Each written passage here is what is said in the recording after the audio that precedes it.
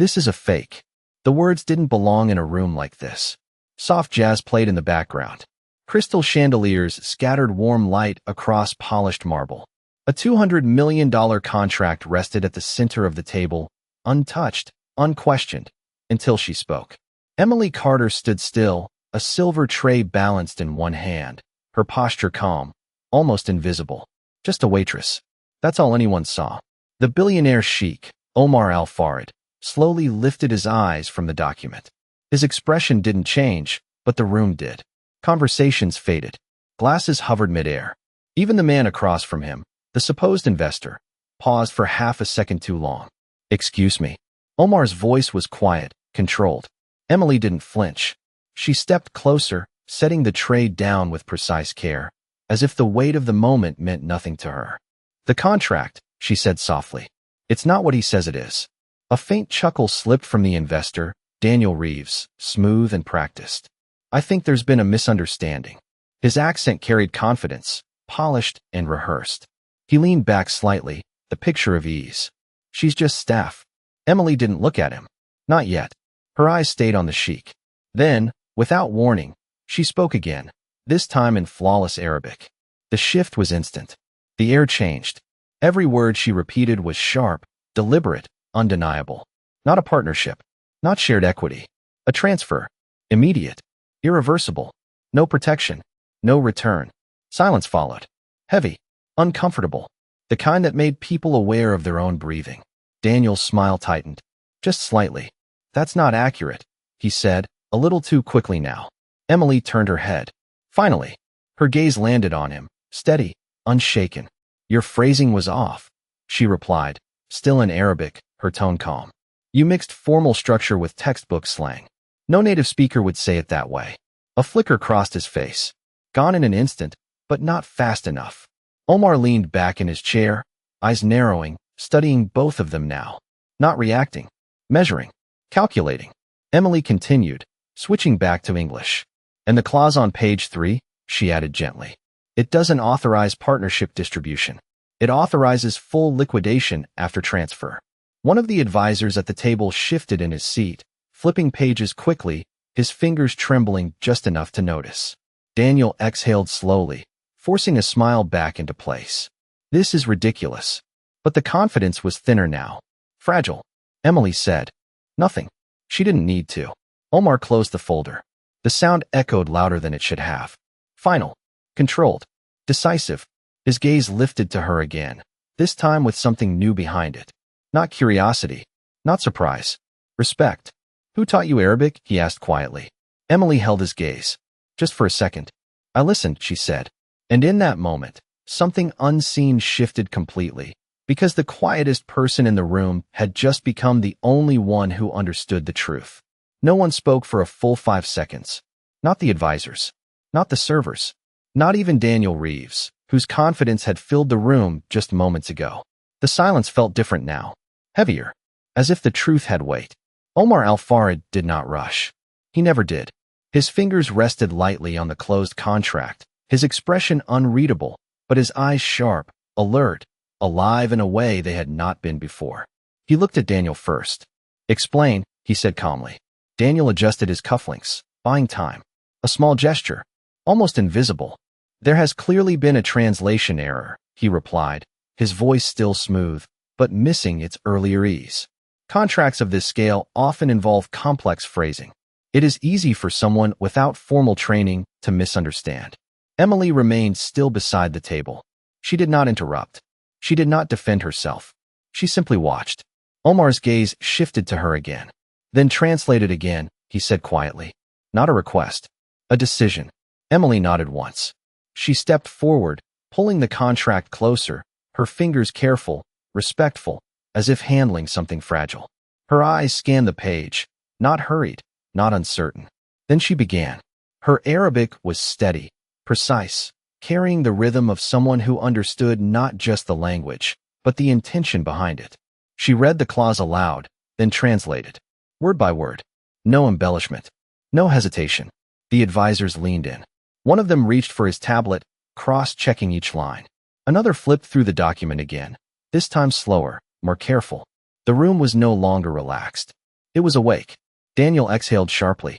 You are taking this out of context, he said, a little louder now. That clause is standard in preliminary agreements. Emily lifted her eyes from the page. Calm. Unshaken.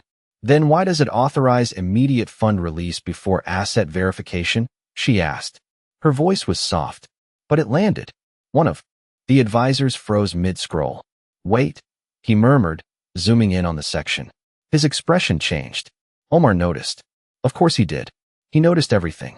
The billionaire leaned forward slightly, his attention now fully anchored. Not on Daniel. On Emily. Continue, he said. Emily turned the page. There is another detail, she added. The legal reference here. She pointed lightly. It cites a regulatory code that does not apply in the United Arab Emirates. A pause. Subtle. Dangerous. Daniel's jaw tightened, just for a fraction of a second. It is an international variation, he replied quickly. Too quickly. Emily tilted her head. No, she said. It is outdated. It was removed 3 years ago. The advisor with the tablet looked up, eyes wide. She is right. The words landed harder than anything else that night. Not loud, but final. The room shifted again, this time completely. Omar leaned back slowly, his gaze never leaving Emily. The evaluation was over. The conclusion had already formed. He turned to Daniel, his voice still calm, but colder now. You said this was routine. Daniel opened his mouth, closed it. For the first time, he had nothing ready. No script, no control, just a silence he could not manage. Omar did not press further. He did not need to. Instead, he looked back at Emily. How did you see it so quickly, he asked. Not suspicion, not doubt, genuine curiosity. Emily held his gaze for a brief moment. Then she answered, simple and clear. Because he spoke like someone trying to sound fluent, she said. A quiet breath moved through the room. She added, almost as an afterthought. And because people who tell the truth do not rush their words. Omar studied her. Then, slowly he nodded. And in that small movement, the balance of power shifted once again, this time permanently. The contract remained closed, but the tension did not. It lingered in the air, quiet and sharp, like something unfinished. Daniel Reeves shifted in his seat, his polished confidence now replaced with careful restraint. He glanced toward the advisors, then back to Omar, searching for control he no longer had. This has been blown out of proportion, he said, forcing a measured tone. If there are concerns, we can revise the language. Adjust the structure. That is how business works. Omar did not respond immediately. His fingers tapped once against the table. Soft, deliberate. He was not listening to the words anymore. He was listening to what sat beneath them. Emily stepped back slightly, returning to her place beside the table, her posture composed, her presence quiet again, as if she had already said everything that needed to be said. But Omar's attention did not leave her. You noticed more than just the language, he said. It was not a question. Emily hesitated for the first time. Not out of fear, out of choice. Then she spoke. Yes. The room seemed to lean in again. She continued, her voice steady. He avoided specifics. Every time you asked about asset verification, he answered with general assurances, not details. One of the advisors nodded slowly, recalling the exchange. Omar's gaze sharpened. And Emily looked briefly at Daniel, then back at Omar. And he kept redirecting the timeline, she said. He pushed for urgency. Immediate transfer. That is not how secure deals are handled. Daniel let out a short breath, almost a laugh, but it did not reach his eyes. Speed is often necessary at this level, he replied. Opportunities do not wait. Emily did not argue. She simply tilted her head slightly, her expression thoughtful. Real opportunities do not need to pressure you, she said softly. The words settled into the room with a quiet finality. Omar leaned back again, his expression now fully resolved. He reached for the contract, but instead of opening it, he slid it gently across the table toward Daniel. A simple motion, but it said everything. We are done here, Omar said. Calm, controlled, absolute. Daniel's composure fractured, just for a moment. You are making a mistake, he said, his voice tightening. Walking away from this deal will cost you far more than you think. Omar's eyes did not waver. No, he replied quietly. Staying would have. Silence followed. Not uncertain this time. Certain. Final. Daniel gathered his things with controlled movements, his jaw set, his mind already calculating his exit. No apology. No acknowledgement. Just a man leaving without the outcome he had planned. As he walked away, the room slowly exhaled, conversations beginning again in low murmurs, but nothing returned to what it had been. Something had changed. Omar remained seated, his attention still on Emily. The advisors waited, uncertain, watching the exchange unfold. You stopped a $200 million loss, Omar said. His tone was not dramatic, just factual. Emily shook her head slightly. I just listened, she replied.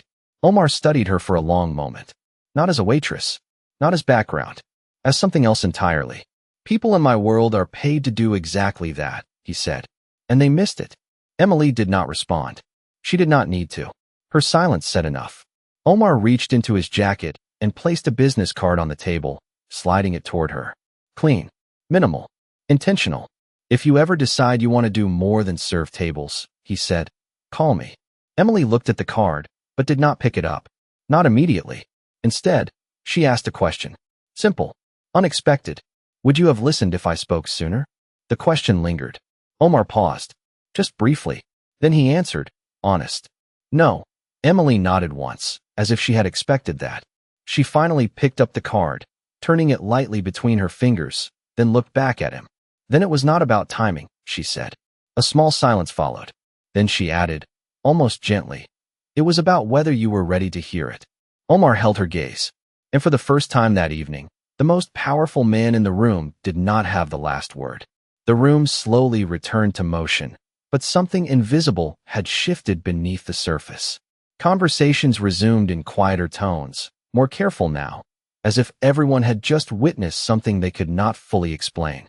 Emily stepped away from the table, lifting her tray again, her movements smooth, practiced, almost as if nothing had happened. But it had, and everyone knew it. Omar remained seated for a moment longer, his gaze following her as she moved between tables, blending back into the rhythm of the restaurant. Efficient, quiet, unremarkable, except she was not. Not anymore. One of his advisors leaned closer. Sir, he said carefully, we should review the rest of today's schedule. Omar did not answer right away. His attention was still fixed across the room. Cancel it, he said finally. The advisor blinked. All of it. Omar nodded once. All of it. The decision was immediate. Unquestioned. Around them, the staff continued their work, unaware of the shift in priorities that had just taken place. Emily approached another table, pouring water with steady hands, her expression neutral, her presence calm. No sign of urgency. No sign of pride. Just quiet focus. Omar stood. The movement alone was enough to draw subtle attention. Power had a way of announcing itself without sound. He walked across the dining room, not hurried, not slow, simply certain. Each step deliberate. When he reached her, she was placing a check on a table, offering a polite nod to the guests. She turned, ready to move on, but stopped when she saw him. For a brief moment, neither spoke. The distance between them felt different now. Not server and guest. Not power and service. Something more balanced. Walk with me, Omar said quietly. Not a command. Not quite a request. Emily glanced toward her manager, who stood near the bar, watching with wide eyes. A small, uncertain nod came in response. Permission, or perhaps curiosity. Emily set her tray aside and followed. They moved toward the quieter end of the restaurant, near a tall window where the city lights reflected softly against the glass. Outside, traffic moved in slow streams, headlights stretching into the night. Inside, everything felt still. Omar stopped. He turned to face her fully now. You said you learned by listening, he began. His tone was calm, but there was something beneath it. Not doubt, not disbelief. Interest. Real interest. Emily met his gaze. Yes. A simple answer. Omar studied her. People spend years studying language, he said. They still miss what you heard in seconds. Emily considered that for a moment. Then she spoke. Most people study words, she said. Not intent. Omar's expression shifted slightly. Not surprise. Recognition. And you? He asked. Emily's eyes moved briefly toward the window, watching the reflection of passing lights. I had to learn both, she said. There was no elaboration, no explanation, just a quiet statement that carried more weight than it revealed. Omar did not push. He understood restraint. He respected it. You are working in the wrong place, he said after a moment. It was not criticism. It was observation. Emily looked back at him, her expression steady. Or maybe I am exactly where I need to be, she replied. A small pause followed. Not tense. Thoughtful. Omar let out a slow breath. Almost a quiet laugh, though there was no humor in it. You just changed the outcome of a $200 million deal, he said. Most people would call that more than enough reason to be somewhere else. Emily did not react to the number. She did not react to the implication. Instead, she asked, would it have mattered if no one noticed? The question landed differently than the others. Softer. Deeper. Omar held her gaze, searching for the meaning behind it. Then he answered, just as honestly as before. It mattered the moment it was true, he said. Emily nodded once, as if that was the only answer that counted. And in that quiet exchange, something unspoken settled between them. Not a transaction, not an opportunity, but an understanding neither of them had expected when the night began. Emily returned to the floor as if nothing had changed, but everything had. The rhythm of the restaurant moved around her, steady and familiar, yet each glance that followed her now carried something new. Not curiosity, recognition. She refilled glasses, cleared plates, adjusted silverware with the same quiet precision, her expression calm, untouched by the weight of what had just happened. But at the far end of the room, Omar Al-Farid remained still, watching, not in a way that demanded attention, in a way that understood value. His advisors lingered nearby, uncertain, waiting for direction that had not yet come. For the first time that evening, the most powerful people in the room were not leading the moment. They were observing it. Emily approached another table, offering a soft smile as she set down a dessert. The couple thanked her, unaware of the shift that had taken place only minutes before. To them, she was exactly what she appeared to be, and perhaps that was the point. Omar stepped forward again, closing the distance once more, but this time he did not interrupt her work. He waited, just long enough. When she turned, she noticed it immediately. Not the presence, the patience. You stayed, she said quietly. Omar gave a slight nod. I wanted to see if you would change, he replied. Emily tilted her head slightly. Did I? Omar's answer came without hesitation. No, a small silence followed. Not uncomfortable. Certain. Emily reached for a nearby glass, polishing it slowly, giving the moment space instead of filling it. Omar watched her for a second longer, then spoke again. Most people would have used that moment, he said. You did not. Emily set the glass down gently. Used it for what? She asked. Omar studied her, as if weighing how much to say. Attention. Advantage. Opportunity, he replied. Emily's expression did not change. And what would that have proven? She asked. The question lingered, simple but sharp. Omar did not answer immediately, because he knew. It would have proven exactly what everyone already expected. That value always demanded recognition. That intelligence always announced itself. But she had done neither. Emily picked up her tray again, her movements smooth, deliberate. People who need to prove something usually do not understand it yet, she said softly. The words landed without force, but they stayed. Omar let out a quiet breath, something close to acknowledgement. Around them, the restaurant continued, unaware that a different kind of negotiation was unfolding. Not about money, not about contracts, about perception. You could work anywhere, Omar said after a moment. You know that. Emily looked at him, not dismissing the idea, not accepting it either. Just considering. And yet I am here, she replied. Omar's eyes narrowed slightly, not in suspicion, but in thought. Why? He asked. This time, Emily did not answer right away. She glanced across the room, watching a young server struggle to balance a tray, then quietly stepped forward, adjusting it with a small, practiced movement before the girl even realized she needed help. The tray steadied. The moment passed. Emily returned to where she stood. Because here, she said finally, people show you who they are before they realize you are listening. Omar followed her gaze, understanding settling in. This was not a limitation. It was a vantage point, a place where truth moved freely, unguarded. He looked back at her, something deeper forming behind his eyes. Not just respect now. Recognition. You are not working here by accident, he said. Emily met his gaze, calm as ever. No, she replied. And for the first time, there was the faintest hint of a smile.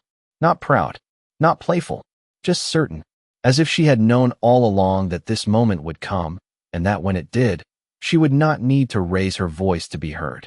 The night stretched on, But the energy in the room had changed in a way no one could name. It was not louder. It was sharper, more aware. And at the center of it, Emily continued to move as if she carried none of it with her. Plate by plate, table by table, calm, precise, unseen by those who did not know what to look for. But Omar knew now. And once you saw something like that, you could not unsee it.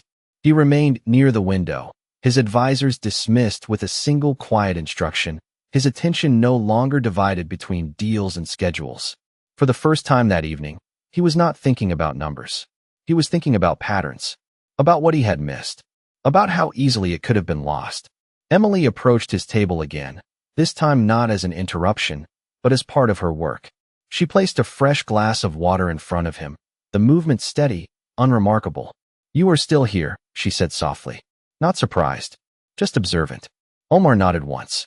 "I am reconsidering something," he replied. Emily tilted her head slightly. "The deal?" she asked. Omar's gaze shifted briefly to the empty chair where Daniel had sat. Then back to her. "No," he said. "My assumptions." The words were quiet, but they carried more weight than any number discussed that night. Emily did not respond immediately. She let the silence sit, as if giving the thoughts space to settle. Then she spoke. "Assumptions are comfortable," she said. "They save time." Omar's expression shifted slightly. "And cost more," he added. Emily gave a small nod. "Agreement. Nothing more." Omar leaned back in his chair, studying her again, but differently now. Not trying to understand what she knew. Trying to understand how she saw. "You read people the same way you read language," he said. Emily considered that. "People speak before they realize it," she replied. "Not with words." Omar watched her carefully. "And what did I say?" he asked. The question was direct, unfiltered. For a moment, Emily said nothing. Not because she did not have an answer, because she was choosing which one mattered. Then she met his gaze. "You listen," she said, "but only when something forces you to." A pause followed. Subtle, honest. Omar did not look away. He absorbed it, not as criticism, as truth. "And now," he asked. Emily's expression remained steady. "Now you are choosing to," she replied. The difference was small, but it changed everything. Omar exhaled slowly, his eyes drifting for a moment toward the city beyond the glass, lights stretching endlessly into the distance. "In my world," he said, "people speak louder when they want to be heard." Emily followed his gaze. "And here?" she asked quietly. Omar looked back at her. "Here," he said, "you spoke once." Emily did not smile, but something softened in her eyes. Not pride, recognition, the kind that did not need to be shown. A server passed behind her, nearly colliding with a chair, and Emily stepped back instinctively, adjusting the space without drawing attention, the movement seamless, almost invisible. Omar noticed. Of course he did. "You see everything," he said. Emily shook her head slightly. "No," she replied. "I just pay attention to what others ignore." Another silence settled between them, but this one was different. Not a pause, a shift. Omar reached into his jacket again, not for the business card this time, but for something else. A small, folded document. He placed it on the table, sliding it toward her, mirroring the gesture from earlier in the night. "Take a look," he said. Emily glanced down, then back up at him. "What is it?" she asked. Omar held her gaze. "Another agreement," he said. "One I was planning to sign tomorrow." Emily's eyes moved back to the document, her fingers resting lightly on the edge, not opening it yet. The moment stretched. Quiet. Measured. Then she looked up again. "And you want me to read it?" she asked. Omar nodded once. "No translation needed," he said. "Just your judgment." Emily studied him for a brief second. Not the paper. Not the numbers behind it. Him. Then she picked up the document. Slowly. Carefully. And for the first time that night, the power in the room did not come from money. It came from whether she would speak again. Emily did not open the document right away. Her fingers rested on the edge, feeling the weight of the paper, not as paper, but as intention. Around her, the restaurant continued its quiet rhythm, but the space between her and Omar felt separate now. Slower. Focused. She lifted the document at last, unfolding it with careful precision. No rush. No performance. Just attention. Her eyes moved across the page, not scanning, not searching, but reading in a way that absorbed everything at once. Structure. Tone. Gaps. Omar watched her without interruption. He had seen analysts take hours with less complexity. She had not even reached the second page. Emily paused, not because she was unsure, because she had already found something. This one is different, she said softly. Omar leaned forward slightly. How? Emily kept her eyes on the document. It is written to sound balanced, she said. More careful than the last one. She turned a page. But it is still trying to guide the outcome. Omar's expression remained neutral, but his attention sharpened. Show me, he said. Emily placed the document flat on the table, her finger resting lightly on a paragraph. Here, she said. The wording suggests flexibility, but the conditions only benefit one side. Omar leaned in, reading the lines she indicated. His eyes narrowed slightly as the structure revealed itself. Not obvious, but deliberate. It is subtle, he said. Emily nodded. That is why it works, she replied. She shifted her hand slightly lower on the page. And here, she added, this clause limits your exit options, but only after a specific milestone.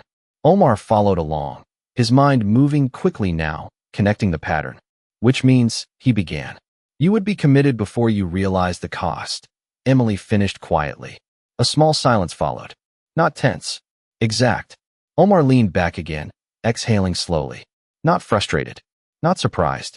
Just aware. 2 agreements, he said. Same outcome. Emily folded the document neatly, placing it back on the table. Different approach, she corrected. Omar studied her, something shifting again in the way he looked at her. Less like someone evaluating. More like someone recognizing. You see patterns most people miss, he said. Emily shook her head slightly. No, she replied. I notice when something is trying too hard to look right. Omar let out a quiet breath, almost a laugh, though there was no humor in it. In my world, he said, people trust what looks right. Emily met his gaze. That is why it works, she said. The words settled. Simple. Undeniable. A server passed nearby, the faint clink of glass cutting softly through the moment, but neither of them moved. Omar reached for the document again, his fingers resting on it, but not opening it. Not yet. If you had not said anything tonight, he said, I would have signed both. Emily did not respond immediately. She let the statement exist as it was. Then she spoke. You still might have, she said. Omar looked up. Why? Emily held his gaze, calm as ever. Because nothing in those documents felt urgent. Enough to question, she said. Until something did. Omar absorbed that. Not defensively. Thoughtfully. He understood now. It was not just about what she saw. It was about what she noticed before others chose to. He tapped the document lightly once, then slid it aside. Stay, he said. Not a command. Not an order. A consideration. Emily tilted her head slightly. I am working, she replied. Omar's expression softened, just a fraction. Not tonight, he said. A pause followed. Emily glanced briefly around the room, at the tables, the quiet movement of staff, the place where everything made sense in its own rhythm. Then she looked back at him. And if I stay, she asked, what changes? Omar held her gaze. For once, he did not answer immediately.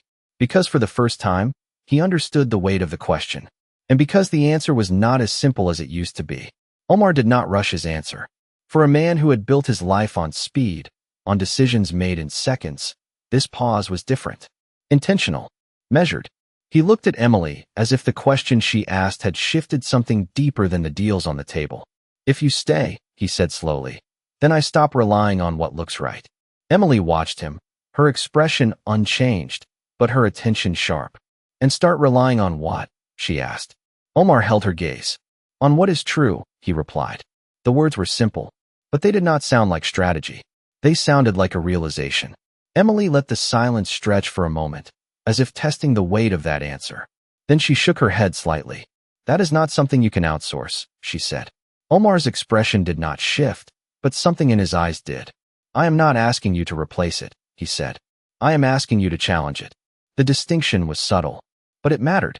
Emily glanced down at the document still resting on the table, then back at him. And when I do? She asked. Omar did not hesitate this time.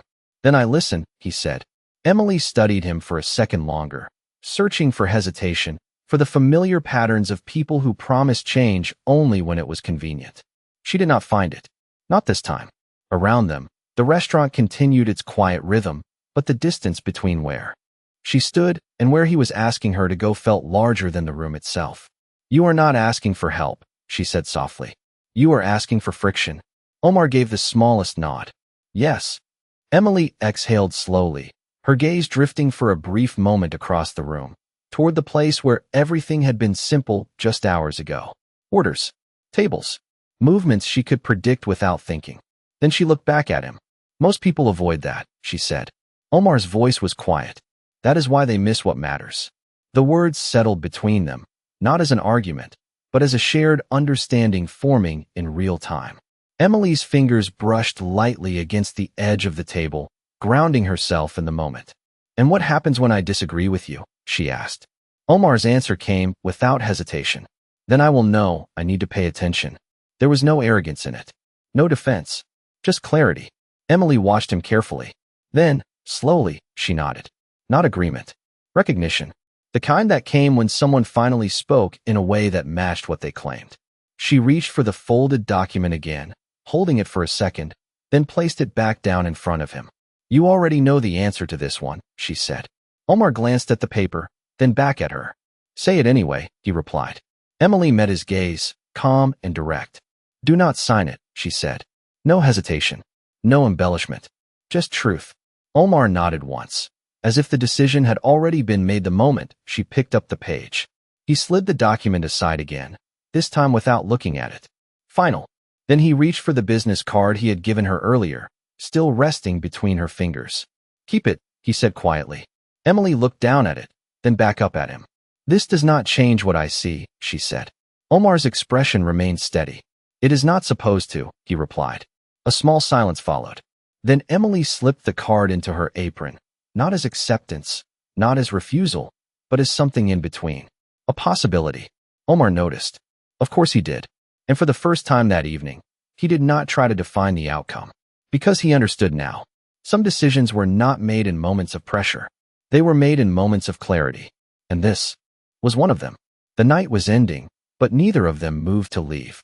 The restaurant had grown quieter, the last tables settling their checks, the soft hum of conversation fading into something almost reflective. Emily stood where she had always stood, near the edge of everything, where she could see without being seen. But now, that edge felt different. Not smaller, just clearer. Omar remained across from her, no longer a man waiting for a decision, but someone who had already made one. Not about contracts, about how he would see from now on. He glanced once more at the document he had set aside, then pushed it farther away, as if distance alone could erase the version of himself that would have signed it without question. It is strange, he said quietly. Emily looked at him, waiting. I have spent years building systems to protect my decisions, he continued. Teams, advisors, layers of review. He paused, then added, and tonight, all of that failed in a matter of minutes. Emily did not react with surprise, only understanding. Systems only protect what they are designed to see, she said. Omar nodded slowly. And I designed them to see what I expected, he replied. The realization did not sound bitter. It sounded precise. Emily glanced toward the window again, where the city lights had softened into a distant glow. Expectations are efficient, she said. Until they are not. A small silence followed. Then Omar reached for his glass, but did not drink. You changed something tonight, he said. Not just the outcome. Emily's gaze returned to him. Then it was worth it, she replied. Omar studied her for a long moment, as if trying to understand how someone could carry that level of certainty without needing recognition for it. You do not seem surprised, he said. Emily gave the faintest shake of her head. People show you everything, she said. They just assume no one is paying attention. Omar exhaled slowly, absorbing that. Then he stood, not abruptly, not with finality, just a natural shift, as if the moment had reached its end. Emily remained where she was, her posture unchanged, her presence steady. For a brief second, neither spoke. Then Omar extended his hand. Not for a deal, not for an agreement, for acknowledgement. Emily looked at it, then met his eyes, and took it. Firm, simple, equal. You were right, he said quietly. Emily released his hand just as calmly. About the contract? She asked. Omar shook his head. About listening, he replied. A pause followed. Then he added, I should have done it sooner. Emily's expression softened, just slightly. You did it when it mattered, she said. The words settled between them, not as reassurance, but as truth. Omar gave a small nod, then turned toward the exit, his steps measured, unhurried, as if he carried something new with him that did not need to be rushed. The door opened, closed, and just like that, the most powerful man in the room was gone. Emily stood there for a moment longer, the quiet returning around her, familiar, steady. She reached into her apron and touched the business card briefly, not pulling it out, just feeling its presence.